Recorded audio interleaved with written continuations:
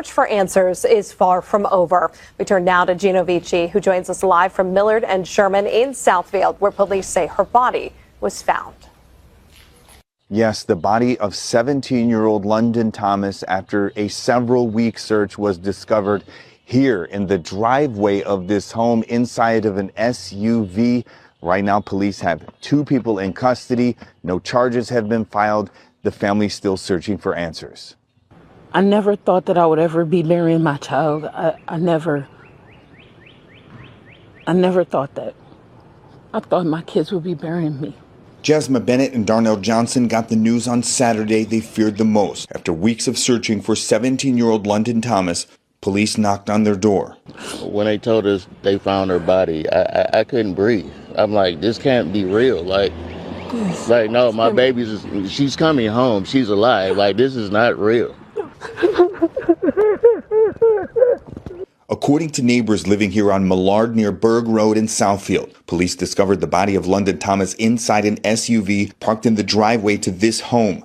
2 people have been taken into custody. So far, no charges have been filed. Therefore, no names have been released. London's boyfriend was initially named a person of interest. His home was raided, but police would not confirm if he or one of his family members are the individuals in custody. Threatening them, DMing them. And in this difficult time of mourning her daughter, Bennett says her family members oddly have been getting death threats. And I have sent that to the authorities. Meanwhile, London's parents still have questions about why someone would take her life. This evil in this world is just crazy.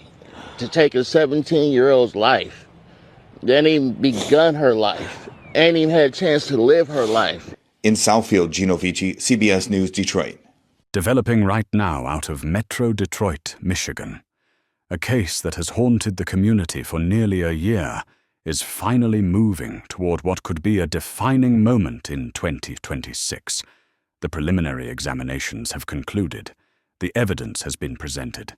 And now, 2 people, a 23-year-old man and his 49-year-old mother, are staring down the possibility of spending the rest of their lives behind bars for what prosecutors say they did to a 17-year-old girl named London Thomas. But here is what makes this update so critical. After months of delays, after a charge that was dismissed on a technicality, after a family that watched the people they believe took their daughter walk free, the wheels of justice are finally turning. This day was gonna come, and everybody, we all knew that they did something, and we're just happy that the light has been shown. And see, they both something wrong with them, mainly him. And I don't feel they need to be on the streets because it's not safe with nobody else's kids out there. A thorough investigation, maybe that's why it took so long. And, you know, we can move forward and wrap this up so my daughter can rest in peace now.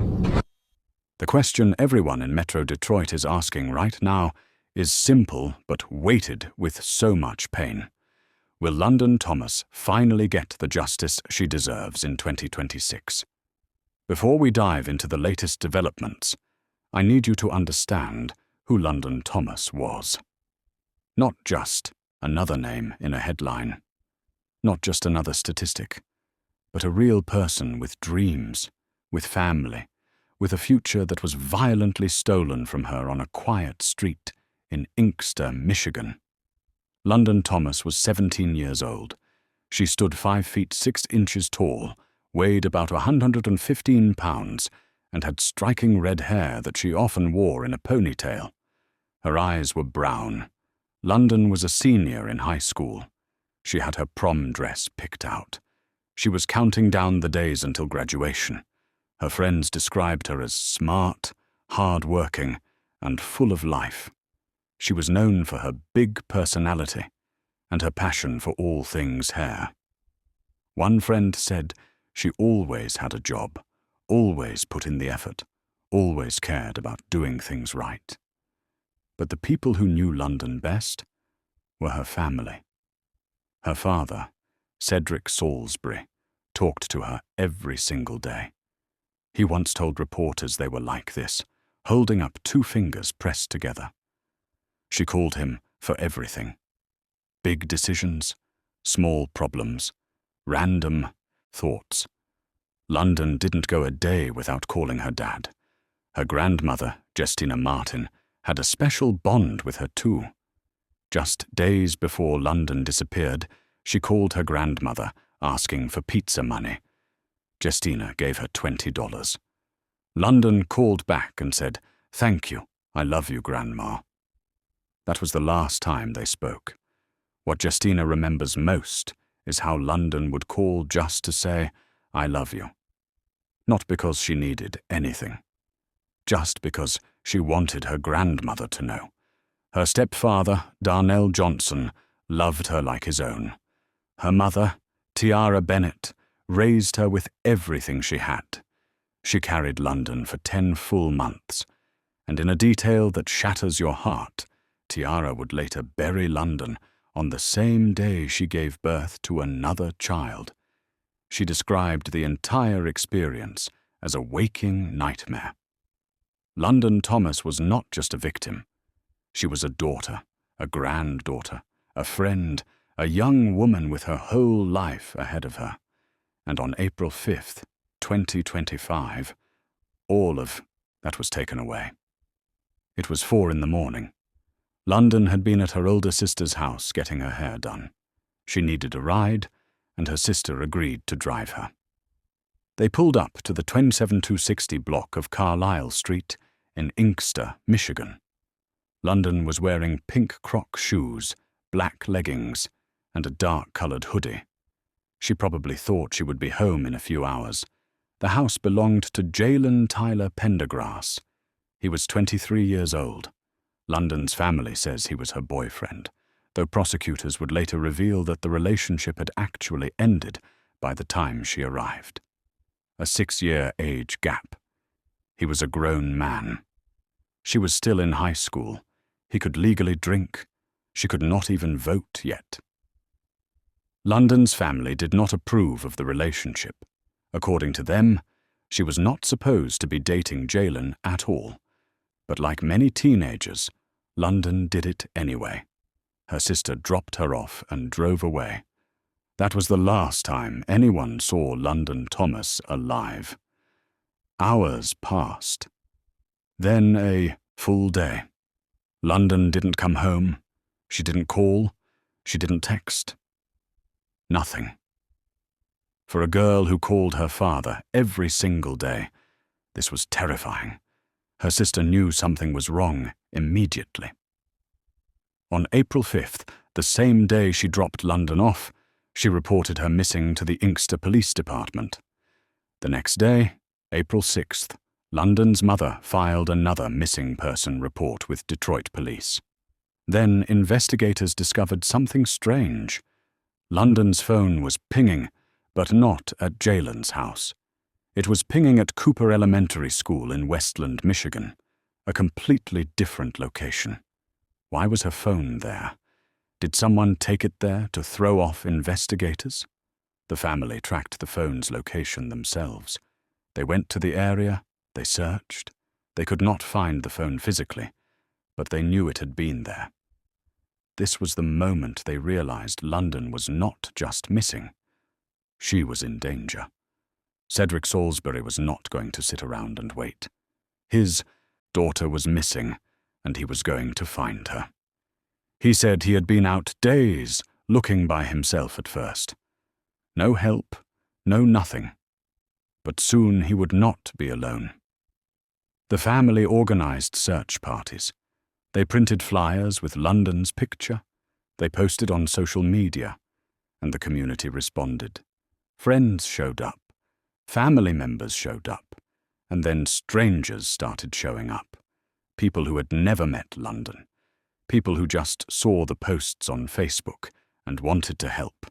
The search focused on the area near Cooper Elementary School in Westland. Volunteers combed through woods. They searched wetlands. They checked abandoned areas. But they kept searching, day after day, week after week. London's grandmother made an emotional plea to the public. She said she just wanted whoever had her granddaughter to return her or let them know where she was. Cedric spoke directly to London, hoping she could hear him. He said he was trying, looking so hard to find her, that he loved her. But there was no call, no text, no sign of London. While the family searched desperately, something else was happening. Something cold, something calculated. On April 6th, just one day after London disappeared, Sharla Rashida Pendergrass, Jalen's 49-year-old mother, picked up her phone and made a call. She called a male friend. She had a favor to ask. Could he help her move a sealed plastic bin? She did not say what was inside. She did not explain why she needed help. She just asked, and the friend said yes. No questions asked. On April 11th, the friend showed up. He transported the bin to a home on Millard Street in Southfield, Michigan. He placed it in an SUV parked in the driveway. Then he left. The bin sat there, sealed, hidden in plain sight. Neighbors later said the SUV had been sitting in that driveway for about 2 weeks. But inside that bin was London Thomas, a 17-year-old girl whose father was walking through woods, calling her name. A girl whose grandmother was praying for a miracle. And while the family searched, that bin just sat there, day after day. On April 17th, law enforcement made their move. FBI agents, Inkster police, and others descended on Carlisle Street with search warrants. They extracted data from phones, text messages, call logs. According to reports, they found concerning information, but London was still missing. Then came April 26th, 2025. 21 days after London disappeared. The friend who moved the bin could not take it anymore. His conscience was eating him alive. He contacted Inkster police. He told them everything, about Sharla's phone call, about the sealed bin, about placing it in the SUV. Investigators rushed to the Southfield address. They found the SUV. They opened the door, and there it was, the sealed plastic bin. Officers carefully opened the bin. Inside was London Thomas.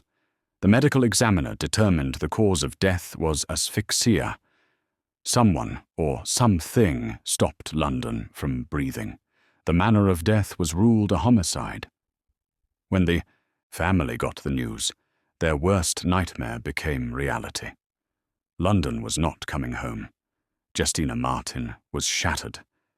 She said the hardest thing was not knowing what London went through. She said she would never get that phone call again. Darnell Johnson put it plainly. He said harming a child, taking their life, that was beyond being a parent. That was just straight evil. In May 2025, police arrested Sharla Pendergrass. She was charged with lying to a peace officer. Sharla had told investigators that she saw London leave the Inkster home on April 5th at 7 in the morning, alive and well. But phone records told a different story. Video footage told a different story. London never left that house alive. The case seemed solid. But then in August 2025, the charges were dismissed on a technicality. Sharla had lied to an FBI agent. But according to Michigan law, an FBI agent is not considered a peace officer. The charge could not move forward. Imagine being London's family in that moment, watching the person who allegedly helped cover up your daughter's death walk free because of a legal definition. But investigators were not giving up. They kept working, building a stronger case. And then came October 16th, 2025. Wayne County Prosecutor Kim Worthy announced the charges everyone had been waiting for. Jalen Tyler Pendergrass, 23, charged with second-degree murder and conspiracy to tamper with evidence. Sharla Rashida Pendergrass, 49, charged with second-degree murder and conspiracy to tamper with evidence, both facing up to life in prison. Prosecutor Worthy said it had taken countless hours of investigation and diligent work by the Michigan State Police, the Detroit Police Department, and the FBI. As a result, they had been able to charge the perpetrators of this cruel and deadly act. The evidence included the friend's testimony about moving the bin, phone records, video evidence contradicting Charla's story, DNA evidence from the raid, and electronic evidence showing communication between mother and son. The next day, both defendants were arraigned. Jaylen was denied bond entirely. He had another pending case for making a false report and was allegedly arrested for driving under the influence while out on bond. Charla was given a $5 million cash bond. Prosecutors told the court she had engaged in an extended campaign to lie to police. They also revealed that when she was supposed to turn herself in, she allegedly got out of the car and attempted to flee on foot before being apprehended. Through their attorneys, both maintained their innocence. But for London's family, they finally had what they had been praying for: accountability. Cedric Salisbury said they all knew they did something, and they were just happy that the light had been shone. If you are still here with me, drop a comment right now. Let me know where you are watching from. Are you in Detroit? Michigan? Somewhere else in the country or around the world? Drop your location in the comments below. And if you have made it this far, type the words "I am still here" so I can see who is really invested in getting justice for London Thomas. Now let me bring you up to speed on the latest developments. On December 5th, 2025, both defendants appeared before 22nd District Judge Sabrina Johnson in Inkster for their preliminary examinations. This was crucial. The prosecution presented evidence to show probable cause. The defense had the opportunity to challenge witnesses.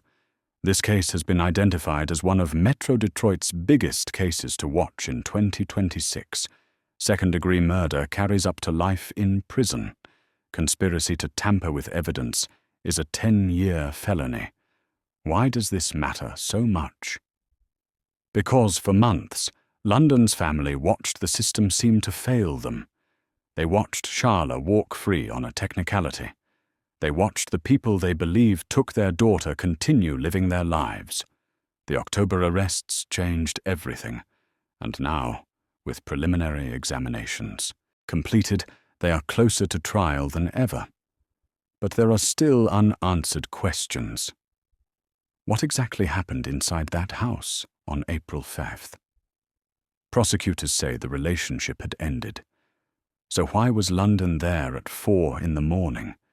Did Jaylen's loss of control trigger something violent? Why would Charla help her son cover this up? Did she know what was in the bin when she made that call?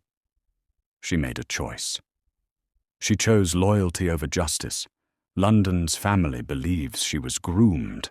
Her aunt posted that London was groomed for 3 years since she was 14 or 15. A grown man pursuing a teenager. That is not love. That is predatory behavior. There were also allegations from another woman who came forward on TikTok in September 2021, claiming Jaylen had hurt her. She tried to warn people when London went missing. These were allegations, not convictions. But her fear was real. As we head into 2026, this case stands at a crossroads. The prosecution has built a strong case. The friend's testimony, the phone records, the video evidence, the DNA evidence, all pointing to a calculated cover-up. But the defense will fight back. They will challenge everything. Try to create reasonable doubt. Will London Thomas finally get justice in 2026? Her family believes she will. They have faith that the truth will prevail. London was just 17 years old.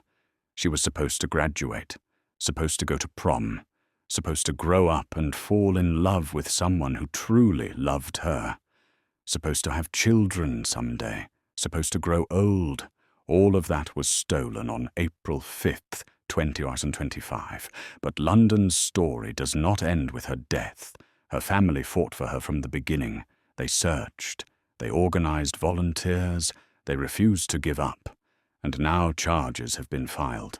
Her grandmother wants them to get the maximum penalty. Her stepfather got a tattoo in her honor. Her father carries her memory every single day. For now, the family waits. They grieve. They remember. No verdict will bring London back. But accountability matters. Justice matters. London's life mattered. Rest in peace, London Thomas. Your life mattered.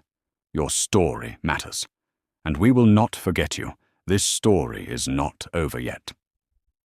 As 2026 unfolds, we will be watching every development, every court hearing, every piece of evidence, because London deserves to have her story end with justice. If London's story affected you, share this video. Her story deserves to be heard. Her memory deserves to be honored. Make sure you are subscribed with notifications turned on so you never miss an update on this case. Now I want to hear from you. Which case do you want me to cover next? Drop your suggestions in the comments below. Your voice matters, and I read every single comment. Until next time, stay safe, stay aware, and never stop fighting for justice.